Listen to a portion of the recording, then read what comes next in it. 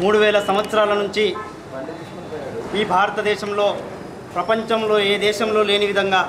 ఒక దుర్మార్గమైన, ఒక అమానవీయమైన, ఒక అసహజ వ్యవస్థ కుల వ్యవస్థగా ఈ భారతదేశంలో వేలునుకుపోయి ఉంది. ఈ కుల వ్యవస్థలో భాగంగా 3000 సంవత్సరాల నుంచి కోట్లాది మంది దళితులను అంటరాని వారిగా మెజారిటీ ప్రజలను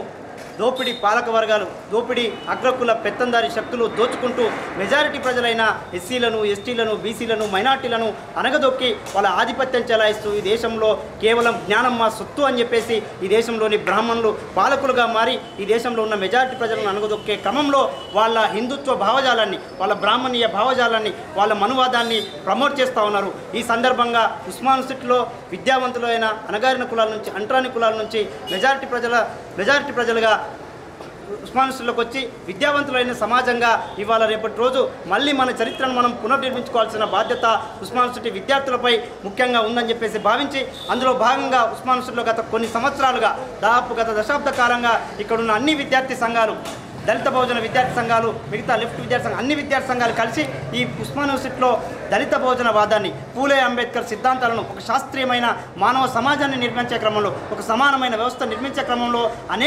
అనేక రకాలైన దళిత బహుజన ఉద్యమాలు చేయడం జరిగింది. అందులో భాగంగానే ఇవాళ ఉస్మాన్ యూనివర్సిటీలో ప్రపంచ ఆదివాసీ దినోత్సవం సందర్భంగా ఈ మహానుభావులు ఈ భారతదేశాన్ని విముక్త చేయడం కోసం, ఈ భారతదేశాన్ని ఒక సమాజంగా మార్చడం కోసం ఎవరైతే బుద్ధుడి కానుంచి మహాత్మా జ్యోతిబా పులే, సావిత్రిబాయి పులే, పెరియార్ రామస్వామి నాయకర్, సాహు మహారాజ్, బాబాసాహెబ్ అంబేద్కర్ లాంటి వాళ్ళు ఎవరైతే ఈ దేశాన్ని మార్చడం కోసం, ఈ దేశాన్ని ఒక సమాన వ్యవస్థగా రూపుదిద్దడంలో భాగంగా వాళ్ళ జీవితాలను త్యాగం చేశారో ఆ త్యాగాల పునాదుల మీద మళ్ళీ వాళ్ళ చరిత్రను మనం గుర్తుంచుకోవాల్సిన బాధ్యత ఉస్మాన్ యూనివర్సిటీ విద్యార్థులకే కాక మొత్తం ఈ దేశంలోని కోట్లాది మంది అణగారిన ప్రజల, దళిత బహుజనుల, ఎస్సీ, ఎస్టీ, బీసీ మైనార్టీల విద్యార్థుల మీద ఉందని చెప్పేసి తెలియజేస్తూ ఆ చరిత్ర పునర్నిర్మాణ క్రమంలో ఈ సాంస్కృతికపరమైన విప్లవాన్ని తీసుకొచ్చే క్రమంలో భాగంగా ఇవాళ ఉస్మాన్ యూనివర్సిటీలో ఈ కార్యక్రమాన్ని చేయడం జరిగింది. ముఖ్యంగా భారతదేశంలోని విద్యా వ్యవస్థ మొత్తం కూడా బ్రాహ్మణుల చేతిలో ఉండి మొత్తం పాఠ్యాంశాలన్నీ కూడా బ్రాహ్మణీయ భావజాలంతో, మనువాద వ్యవస్థతోటి మొత్తం కుల వ్యవస్థను వేళ్ళనుకునే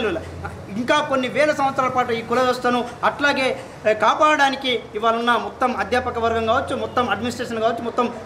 పాలసీ మేకర్స్ అంతా కూడా మనువాదాన్ని ప్రమోట్ చేసే క్రమంలో ఇవాళ హిందూ మతాన్ని అడ్డం పెట్టుకొని ఇవాళ ఆ ప్రయత్నం చేస్తూ ఉన్నారు. దాన్ని బద్దలు కొట్టడానికి ఉస్మాన్ యూనివర్సిటీ విద్యార్థులుగా ముఖ్యంగా అణగారిన కులాల నుంచి, అంటరాని కులాల నుంచి వచ్చిన వాళ్ళంగా ఎస్సీలను, ఎస్టీలను, బీసీలను, మైనార్టీలు అందరం కలిసి కూడా ఈ భారతదేశంలో ఒక చరిత్రను పునర్నిర్మించాలంటే ఖచ్చితంగా సాంస్కృతికపరమైన ఉద్యమాన్ని ముందుకు తీసుకోవాల్సిన బాధ్యత మా మీద గుర్తు చేస్తూ, సాంస్కృతికపరమైన విప్లవం లేకుండా రాజకీయ విప్లవం రాబోదు. ఒకవేళ వచ్చినా అది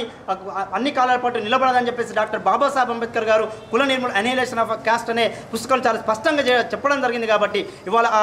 సాంస్కృతికపరమైన ఉద్యమాన్ని పునర్నిర్మించే క్రమంలో ఉస్మాన్ యూనివర్సిటీ విద్యార్థులుగా ఇప్పుడు ముందుంటాం. అట్లాగే దేశవ్యాప్తంగా కూడా అన్ని యూనివర్సిటీలలో ఇట్లాంటి దళిత బహుజన ఐడియాలజీని, దళిత బహుజన తత్వవేత్తల ఫిలాసఫీని మొత్తం కూడా ప్రమోట్ చేయాల్సిన బాధ్యత మన మీద, అందరి మీద, ఎస్సీల మీద, ఎస్టీల మీద, బీసీల మీద, మైనార్టీల మీద ఉందని చెప్పేసి తెలియజేస్తూ ఖచ్చితంగా ఈ కార్యక్రమాలు, ఇట్లాంటి కార్యక్రమాలు దేశవ్యాప్తంగా అన్ని యూనివర్సిటీలలో ప్రమోట్ చేయాలని చెప్పేసి ప్రతి ఒక్కరికి పేరున విజ్ఞప్తి చేస్తాం.